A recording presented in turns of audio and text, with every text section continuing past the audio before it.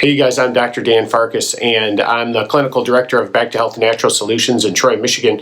And I'm going to talk to you today about leaky gut syndrome, or what science calls intestinal permeability.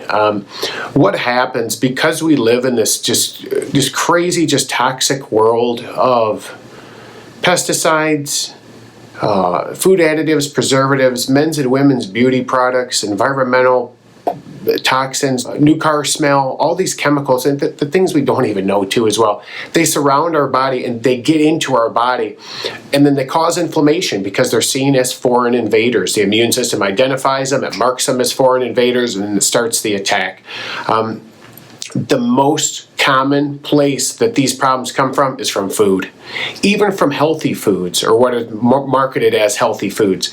They can get into our body, and in our digestive tract, after we chew food and swallow food, and after our stomach hopefully breaks our food down properly for absorption, in the wall of the small intestine, and then what comes after it, the large intestine, that's where these foods and these things, hopefully all good things, but typically not, get absorbed directly into our bloodstream. And our body's fantastic. It has a great, intricate, very sophisticated system in order to keep bad things out and only allow good things in. But that system can get broken down with this toxic environment that we live in, and the gut walls can become leaky. So when I first heard of the word leaky gut, I said, where does it leak? Does it leak out? Like, where does it leak to? Does it leak into my abdominal cavity and towards my lungs? Like, where's it leaking to? It's leaking through into your bloodstream. That's where things leak to. And when those things get in, they cause inflammation. They spike inflammation. There are good types of inflammation. If you burn your thumb and you get a blister and it kind of hurts for a little bit and you see the fluid shows up to repair the damaged skin, that's good inflammation. It's temporary. But I'm talking about chronic, low-grade systemic inflammation, which means it goes all over your whole body and can affect any and all your systems.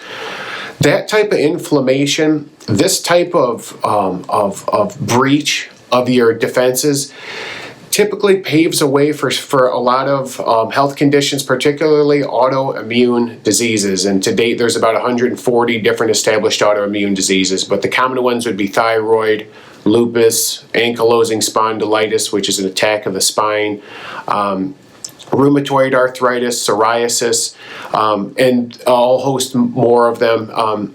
The inflammation, the leaky, damaged gut can also lead to other health conditions like ADHD in kids and in adults, fatigue, brain fog, insomnia, depression and anxiety, irritable bowel syndrome, of course, thyroid conditions, stubborn weight loss, and on and on and on. So here in our practice, what we found, and personally what I found successful for myself, for my wife, and for my son, is we always say we don't guess, we test. We do testing in order to determine if there's actually a breach in the wall of the gut. It's pretty simple, and typically it's done with a food test. Food testing is critical in order to assess, do you have weaknesses in your defenses that's allowing bad things to get into your system and compromise your health? So I'm glad that you stayed this long to learn about what the leaky gut syndrome, also called intestinal permeability, can create in your body, the health conditions and who it can affect. And if you get value out of this, please share it, give this to someone who needs it. And if you have questions, you're welcome to comment or reach out to us anytime. Thanks for watching.